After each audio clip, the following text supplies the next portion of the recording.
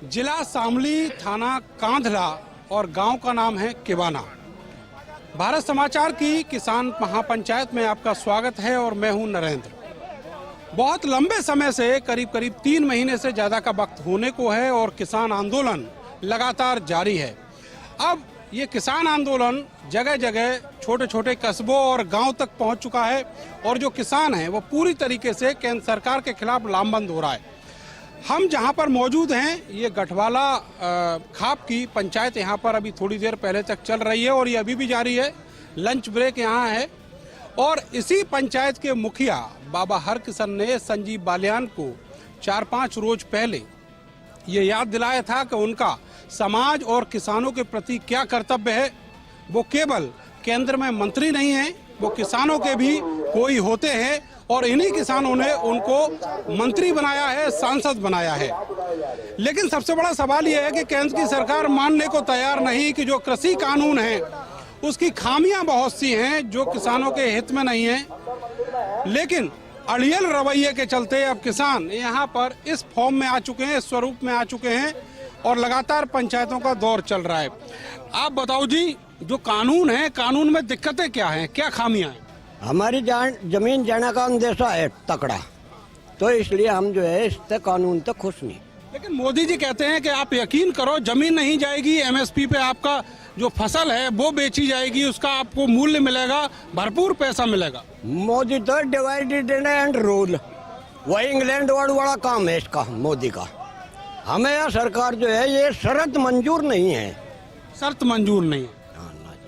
लेकिन साहब ये सरकार तो आपने ही बनाई थी। हाँ जी, बस धोखे में बनाए गए थे। कई बार बना दी आपने धोखे में? है जी, 1 बार, 2 बार, 3 बार सरकार बना दी। इनका तो 2 ही बार हुई हो तो। और यूपी वाली ना गिन रहे? है जी, यूपी वाली सरकार ना गिन रहे? हाँ जी, बस धोखे में मर गए जी। हमें नू नहीं पता था कि ये डाल जो है हमारा सिर काट लगा किसानों का। हम तो अपने बच्चे पाल रहे, इनने इतना महंगाई कर दी। जैसा गैस का सिलेंडर 400 रुपए का था पहले, 800 का कर दिया आज। बिल पे दूने के भी 3 रेट बढ़ा दिए 12 के। और जी गांव का भी बिल इतना ही बढ़ता लग रहा, तो हमारी तो जो है पूर्ति नहीं हो रही, इसमें पूर्ति नहीं हो रही है इनका कहना है। आप ये बताओ भाई साहब कि खतरा कितना बड़ा है? जैसे अभी ताऊ ने कहा कि बहुत बड़ा खतरा है किसानों को। खतरा ही खतरा है इसमें। इस पर का जो कॉन्ट्रैक्ट फार्मिंग होगी, ये नियम लागू हो गए, अगर उन पे तो वे जमीन पर लोन भी ले लेंगे और वे जमा ना करे तो किसान की तो जमीन भी चली जाएगी। लेकिन सरकार ये कह रही है कि आप मुतमईन रहिए, यकीन करिए। यकीन क्या करे, यकीन तो है ही नहीं। यकीन तो वे 2013 वाले दिन भूल गए। अब ये जो सिलेंडर 374 रुपए का था उस पर धर गए, आज वे 800 का दे रहे। इन्होंने तो वो चीज बढ़ाई है जो डेली यूज में आती है। लेकिन इस सब का जिम्मेवार आप संजीव बालियान और जो जाट और गुजरों के नेता हैं उनको तो नहीं ठहरा सकते? ना ना ना, तो फिर क्यों उनसे सख्ती क्यों? शक्ति तो किसान के खिलाफ है। कौन सा इस कानून से कौन सा भारतवर्ष का कौन सा विकास रुक रहा था, ये हमें मोदी जी बताता है। भाई भारतवर्ष का ये कौन सा विकास रुक रहा था? ये नियम बनाने, ये कानून बनाए, ये ना बनते तो क्या भारतवर्ष का विकास कम हो गया था? लेकिन विकास के नाम पे तो आपने वोट ही दिया था। ये विकास के नाम पे ही वोट दिया था, सही बात है। जब ये कानून बनाने ही लगे थे तो स्वामीनाथन की रिपोर्ट एमएसपी पे इसको लागू करते। एमएसपी इन्होंने लागू नहीं करा। सरकार कह रही है किसानों की आय दोगुनी करेंगे और एमएसपी पे कानून बना नहीं रहे। दुगनी आय नहीं हुई आपकी, दूसरा सेशन चल रहा है। 5 गुना तो डीजल उस पे बिजली पे बढ़ गया। पहले 50 रुपए पावर था, आज 250 रुपए पावर हो गया। पहले 750 पावर बिजली ट्यूबवेल की बता रहे और अब 10 पावर कम से कम हो गई। 82 रुपए डीजल हो गया। 4 साल से इन्होंने रेट नहीं बढ़ाया गन्ने का। पेमेंट तो बहुत दूर की बात। तो हम ये कह रहे हैं कि कानून में वो कह रहे संशोधन कर ले, संशोधन कर लो, एमएसपी पे कानून बना दो और उस पे उन कानून पे बात हो जाएगी। इसमें क्या दिक्कत है? उत्तर प्रदेश की सरकार ने ये कहा था कि 14 दिन में पेमेंट देंगे। अगर पेमेंट नहीं मिला तो आपने आवाज भी तो नहीं उठाई यहाँ पर? पूरी उठाई है। सुप्रीम कोर्ट ऐसा आंदोलन हुआ गन्ना किसानों के भुगतान को? पहले इतने आंदोलन हुए, आप देखो शामली मिल पे, कहीं भी तितावी मिल पे, आप बहुत लंबे आंदोलन हुए। लेकिन इतना बड़ा आंदोलन जैसे ये खड़ा हुआ है, पूरी वेस्टर्न यूपी में लाखों किसान हैं, तो उसके लिए क्यों नहीं ये आंदोलन? इसलिए खड़े हुए कि ये जो कानून है तीनों के तीनों ये इतने घातक होंगे, ये किसानों के लिए नहीं, ये आम जनता के लिए भी होंगे। भंडारण का इतना अनलिमिटेड ठेका दे दिया जमाखोरी का। पहले आवश्यक वस्तु अधिनियम था कि आप जो है 100 टन से ज्यादा नहीं रख सकते, आज इन्होंने लाखों टन करे। कौन करेगा? हम और आप तो नहीं कर सकते। सरकार कह रही कि आय दोगुनी होगी। इनको ये चाहिए था कि सरकारी जो है ना ब्लॉक वाइज, यदि इनको सही था कि भंडारण के लिए गोदाम बनाए गांव वाइज, ब्लॉक वाइज, उसमें किसानों की फसलें रखे। अब क्या हो रहा, आज जिस दिन ये कानून लागू हुआ आप भी देख रहे थे, प्याज और आलू का रेट 10-12 रुपए किलो था, लेकिन वहां जो है पता चलते ही संसद में चौथे दिन सारा कैप्चर करके आलू प्याज 50 और 60 और 80 बेचा है।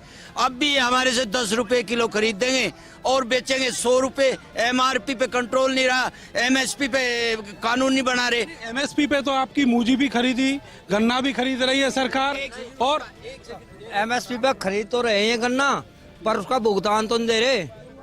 तो ब्याज तो देते हैं ना, अगर भुगतान लटका। ब्याज एक पाई भी नहीं मिला आज तक। तो 800 करोड़ पिछले साल का इनका ब्याज माफ कर दिया सरकार किसने बनाई थी ये बताओ? सचिव के एक कलम से माफ हो जाता है। सरकार किसने बनाई थी? सरकार तो इनके जुम्मन में आ गए हम। जब तक ये वापस नहीं होंगे, चाहे साल 10 हो जाओ, चाहे 15 हो जाओ, चाहे हम मतलब मर जाओ, चाहे जी जाओ, कुछ भी हो जाओ, इतना हम हटेंगे नहीं। इतना बड़ा खतरा है क्या? हाँ जी, खतरा ही है भाई, खतरा ही है। खतरा ना होता तो फिर ये पब्लिक क्यों परेशान होती, आप ही बताइए मेरे को। ये संजीव बालियान तो ये कह रहे हैं ये सब जो है आरएलडी वाले चॉइस आप करवा रहे हैं। वो धोखा दे के तो खा गए सब कुछ। जब ये तो पछता रहे आज, जब ये यहाँ बैठे हैं। अगर ये पछतावा ना होता तो यहाँ थोड़ा बैठे थे आज। यूपी का बजट पेश या क्या आया हमारे इससे, कोई बता सकता है क्या आया? कहाँ है संजीव बालियान? कहाँ है? क्या दिया उन्होंने बजट में हमें? ये बता दो कि ये दिया हमने आपको बजट में। देखिए बहुत जायज बात है एक नौजवान की कि जो वोट दिया है वो इसीलिए दिया है कि सरकार से हिसाब मांग सके कि उनको क्या मिला है। ये जो आप मान लिया पर्सन बूझ रहे हैं, ये पर्सन नहीं, पर्सन यू है बीजेपी का ही सब कुछ हो जाएगा अगर वो हमारी समस्या किसानों की सुन ले। चुनाव से पहले सुन ले तो हो जाएगा। चुनाव से पहले हमारी समस्या क्या क्या है। हमारा जो यूरिया था उस पे मतलब कहना का है वो 15 उसका कै किलो का कट्टा था, 45 किलो का कट्टा तो वो कर दिया और पैसे झूके तू डाई पे कम से कम 400 रुपए एक कट्टे पे बता दिए और बिल जो है वे दोगुने कर दिए। तो हमारा आमदनी जो है कहे दुगुनी आमदनी किसान की कर देंगे, हम दुगुने लूट लिए। सुने 5 दिन में 1600 रुपए का कट्टा होना डाई का। हमें उन्होंने बताया जो उनसे दुकानों पे बैठे सरकारियों पे 1600 रुपए का कट्टा। हाँ, कैसे खेती होगी? कैसे खेती होगी? अपने पेट में गांठ बांधेंगे और भूखे मरेंगे। किसान के लिए इन्होंने एक बात कही कि हम किसान की आय दोगुनी करना चाहते हैं, ये इनका मुख्य एजेंडा था। और दोगुनी आय करने का इन्होंने रोड मैप आज तक किसी को नहीं बताया। काला कानून जो जिसको आप कहते हैं वो बनाया है, वो कहते हैं कि इसी से किसान की आय। तो माना क्या रोड मैप दिया इन्होंने? काले कानून को घेरो अलग, अभी उसकी लड़ाई तो बहुत बड़ी चली हुई है पूरे देश की। इनका जो रोड मैप है वो रोड मैप ये है कि इन्हें किसान खत्म करना है, वो रोड मैप है इनका। बिजली के भी हमारे पे मान्या जब गन्ने का पैसा हमें मिलता नहीं, 1800 रुपए माहवार है एक 12 का, अगर हम उसे ना दे तो हमारे पे 2100 रुपए टैक्स अलग से लगेगा और 2100 रुपए हमारा बिल कट जाएगा। तो हम इतने तंग इस किसान सरकार ने कर रखा। किसान ये तो कहे आय बताओगे, हम नु कहे हमारी आय ना बताओ, हम ऐसे कैसे रहने दो, हम फिर भी वोट देंगे से, पर हम जैसे थे ऐसे कैसे रहने दो। भैया हमने मोदी को वोट दी, जी लगाएगा वोट दी। अब हम किसान है, हम किसान के लड़के हैं, हमें नौकरी भी चाहिए, हमें बहुत रंगा चाहिए। हमारी जो जीडीपी थी वो अभी कम कर दी और कहते हैं कि जीडीपी गैस डीजल पेट्रोल वो महंगा कर दिया। अब की बार राजा न्यारा बनेगा। 2018 का सीजीएल का एक पेपर हुआ था, अब तक उसका रिजल्ट नहीं दिया। 2021 चल लिया, 3 साल में एक नौकरी नहीं दे पा रहे। कितना और इंतजार करना पड़ेगा अगर आप उस नौकरी में जाते हैं?